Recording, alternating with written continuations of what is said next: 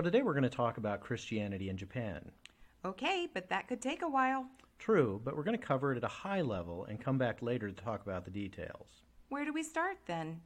Let's start with what Japan looked like before Christianity entered the picture, say around 600 AD. At that time, the Japanese people followed many gods, and each god was in charge of different things, like a god of love or a god of war. Today we call it Shinto. Ah, like the Romans. Athena, the goddess of wisdom, and Ares, the god of war. Exactly, but Japan also had this relationship with a place called China. And in China, they had this funky new religion called Buddhism. They sent some priests over to tell the Japanese leaders about it. Since the Japanese respected China very highly, many of the leaders accepted this new religion. So, Buddhism replaced Shinto? Well, yes and no. The Japanese people accepted Buddhism, but they kept Shinto as well. That is odd. So, somehow the two religions complement one another? Not really. One has lots of gods and the other has none. But Japanese people are comfortable with the paradox here, and that is how it was when the Christians showed up in the 1500s. That's great. How were the early Christian missionaries received? They were received very well. Over time, hundreds of thousands of Japanese people converted to Christianity. Amen. Hey, wait.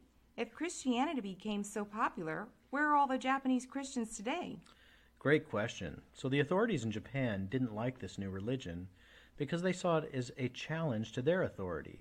They demanded that Christians convert back to this mix of Shinto and Buddhism or die, and they backed it up by killing lots of Christians until there were basically none left. Then Japan closed itself off to the world to protect itself from outside influence. How incredibly sad. That is so dark. Very.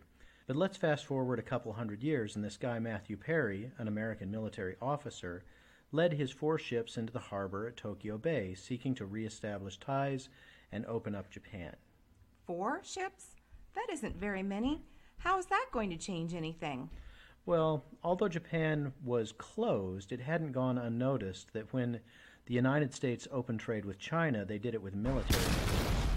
And the Japanese leaders didn't want to suffer the same fate, so they opened up Japan to the exchange of political ties and to trade.